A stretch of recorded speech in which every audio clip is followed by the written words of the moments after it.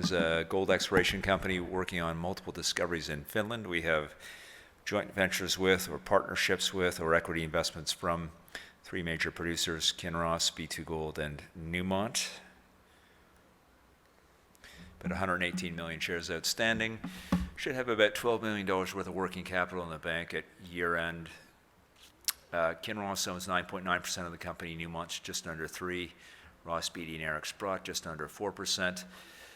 Franklin Templeton, Conwave, Arbim, 1832 are highlights from our institutional shareholders.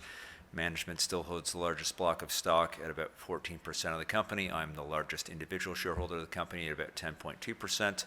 I'm a volunteer chairman, no compensation, no stock options, and all that is meant to ensure that shareholders understand we're running the company for you. It's a brand new camp.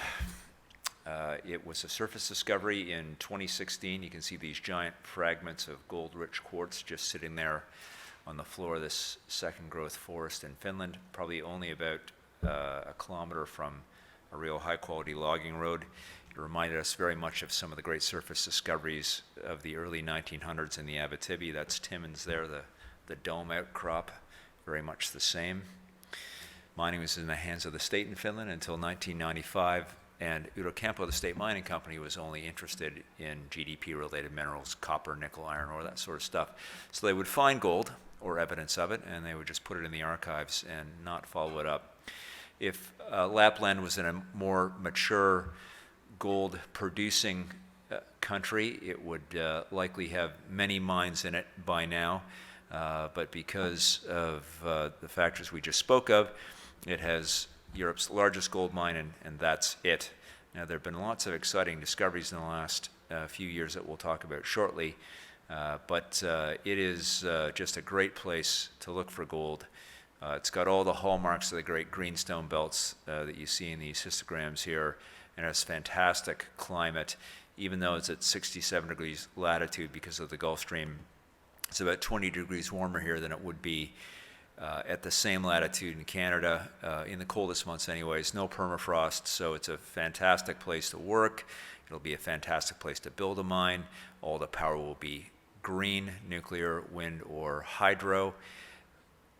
Infrastructure, there are paved roads within 8 kilometers of our first discovery. The underlying landowner is Metsähallitus, so the entire property is blitzed with logging roads. You really just couldn't get any better. Our founder, Mike Basha, came to Finland in 2014 and focused on this jagged black line we call the Circa Shear Zone. It's a 125-kilometer long crustal scale fault modeled to about 9 kilometers depth, and it had 40 gold showings on it. It was open either for staking or for cheap option deals. And to Mike, it looked just like the Destra Porcupine Fault or the Cadillac Larder Lake Break, and we were able to establish a dominant land position there.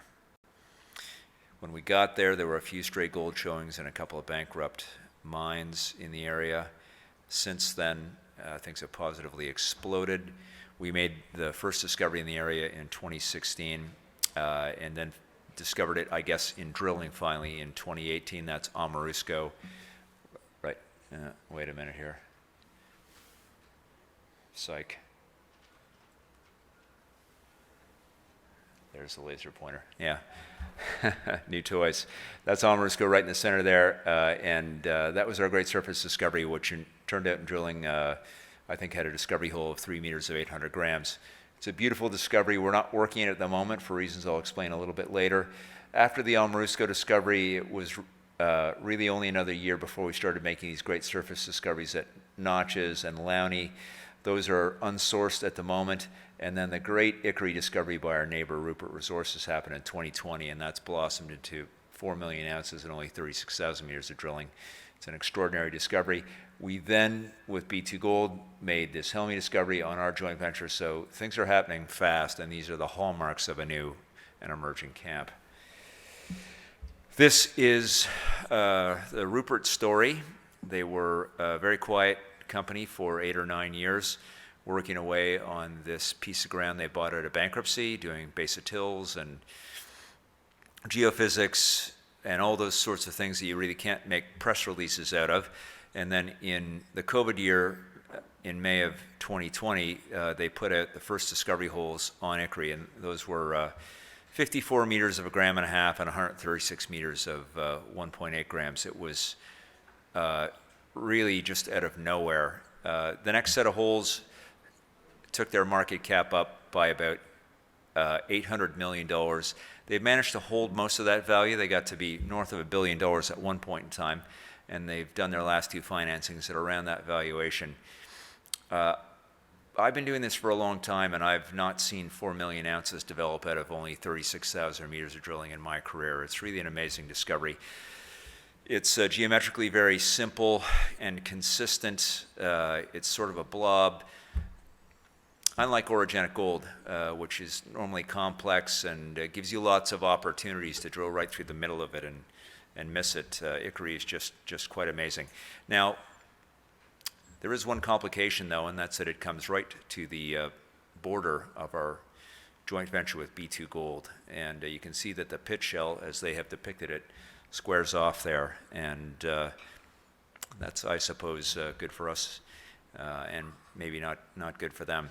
However, plenty of reasons to cooperate. You can see the drill traces there are our discovery with B2 Gold, and they come right to the border as well. So lots of reasons for cooperation. This is our Helmi Discovery with B2. They converted the licenses on this part of the property as rapidly as they could after news of the Ikari discovery. It's not as good a discovery at the moment. It's about half as wide, and while the Ikari resource goes 2.5 grams, we're sort of running about 1.5 grams, it would seem. Ikari, however, is in only 600 meters of strike length, and so far we're hitting gold out to about 2 kilometers or more. So we're closing in on 3 times the strike length, and there's lots and lots of room to grow, and we think that this discovery is going to grow to the west. We bought this property from Dragon Mining in 2014 for the Kudavoma showing. You can see that star on the far left-hand side of the slide there. Kudavoma has 6 100-gram meter drill holes in it. Very poorly drilled prospect. It was drilled for base metals, as many of these showings were, and we think it has a lot more to go. Of course, it's on the same structure that has now produced Ikari and Helmi. The 7-kilometer gap in between the last holes at Helmi and Kudavoma were completely unexplored until recently. B2 just stepped out and a kilometer further along drilled 6 meters of 6 grams and about 1.5% of copper. So there's lots going on here, and we love the fact that there's a different sort of metal endowment, really only 1 kilometer away. We didn't expect to see that copper, so I think there's lots of room to grow to the west here. For scale, if you put Ikari and Helmi together, they would already have a larger footprint than Malartic, and there's certainly better grades coming to surface. Malartic is a 1-gram mine. It is 19 million ounces today, and that was only about 100 years in the making, and many, many changes of ownership along the way. So we think that this area is developing nicely and with some rather interesting linear projections. Now, the reason most people invested in Aurion early on was for its sole-owned discoveries, though, and that was the big giant boulder field with all these beautiful fragments of gold-rich quartz lying in the forest. And that discovery was beautiful, but at the same time difficult. It was in this rugged hill. It required helicopter-supported drilling, which meant we couldn't work on it in the winter. And drilling costs ran to about $700 a meter, and that's a great way for a junior to go broke. But you can see some spectacular drill intercepts there, every bit the equal of some of the great intercepts you see coming out of newfound gold. But this is old news. We haven't really done much work on this property for quite some time, and there are a couple of reasons for that. But the main reason is that the Ikari discovery led us to think about our property in 2 different domains. We have this sedimentary domain. If you look at the red outline with just the white in the middle, and all this beautiful sampling coming to surface of all these quartz boulders. Those are all in the sedimentary basin, and sediments are chemically inert and not the best environment for precipitating gold. However, in the insert on the right-hand side, you can see that on the outside margins of those sedimentary basins, we have the mafics and ultramafics, and those are the lithologies that host Ickery. They're covered though, and there's no outcrop, so we didn't pay too much attention to them. But we had a change of CEO in 2020, and we started to focus on these domains, thinking that if there was going to be another Ickery in the region and it was going to be on our property, we didn't want to miss it by not looking for it. So that's been a lot of base of till work and a lot of geophysics. Again, the kind of things that don't generate press releases, really until now. And so with little fanfare, we published what I'm optimistic will be a new discovery in the area, the next new discovery in the area. And we put it out really in 2 stages. Unfortunately, we rushed only parts of the hole and got a 100 gram meter intercept, and so we had a press release, a headline of 6 meters to 17 grams. But when the rest of the hole came back, it was clear that the middle interval was more continuous than we would have thought, and probably should have been reported as 56 meters of 2.4 grams. And that would be the second best intercept at Helmi, and is comparable to the discovery hole at Ickery as well. One of the other reasons we were worried about waving our arms about this is that on this part of Risti, an area we used to call Karaselka, there has been quite a lot of work. So there were 127 holes drilled here in the past, but to an average depth of about 50 meters and an average length of about 70 meters. We did drill a couple of deeper holes in a program during COVID, all north-south orientations, and miss it there as well. When Matti, Talikka, our CEO, finally took control of the company in November of 2020, he went back and reviewed all the data and decided that we'd probably drilled in the wrong orientation. It wasn't all bad news. There was a royalty on this property, so during that period when it was disappointing us, we were able to buy that back for not much. But we finally did put a drill hole into it in December, and we got what turned out to be 56 meters of 2.4 grams. One other hole drilled in the area produced intercepts of 11 meters of 1.5 grams, and I think another 8 meters of 2 grams, and there's not much separating those 2 intervals as well. So I'm optimistic that this is a new discovery. We haven't done a great job of promoting it. Our loss is your gain.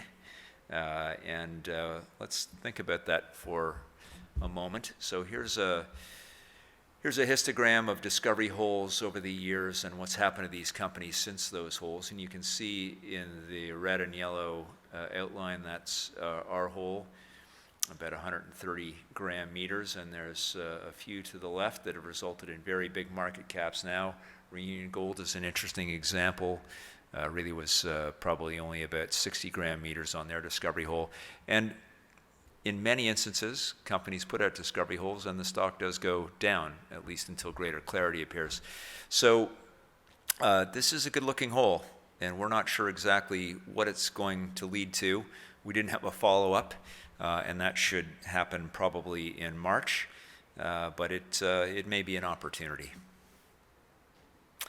Now, I always like to talk about capital markets because that's my specialty. Really all I do for the company is make sure that it finances its exploration results sensibly. And so I like to remind everyone that mining is cyclical and exploration is super cyclical, but you can't make any money buying high and selling low if there isn't a difference between the two. And there sure is in exploration. We've, over the years, tried to keep Aurion on the left-hand side of the Lassonde curve. We've constantly tried to make new discoveries. because the kick-on discovery is much better than the kick-on infill drilling. You can see when we made our Boulder discovery, not even in drilling, we went up close to 600%, and of course Rupert was 840% from its discovery till just about today, or at least the peak. Discovery, however, does take time. Great example is filo mining. We traveled a very similar journey for many years. The Lundins picked this up from Cypress Amax in the early 2000s. It had been worked since 1998.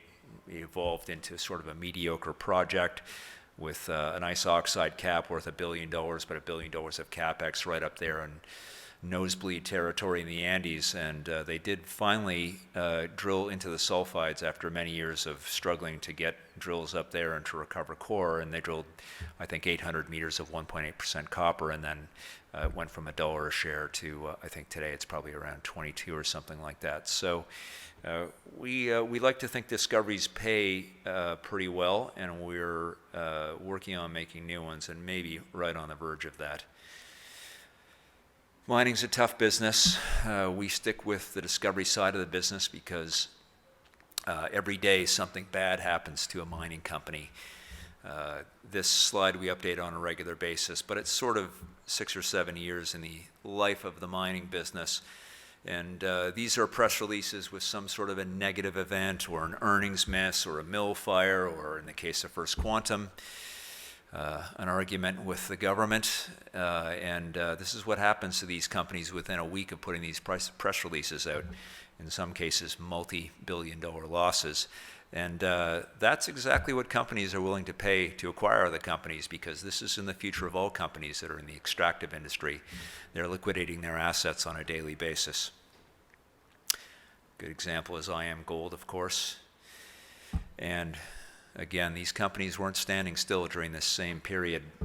Billions of dollars of acquisitions with a, well, as Mark reminded me, we put Newcrest in there even though it hasn't been taken over, and that skews the average. So this was probably about $500 million before we put that data point in there. So it's a hard business, and the solution is to go to places like Finland or I guess Papua New Guinea or Balochistan for Barrick now, and find or exploit big known deposits.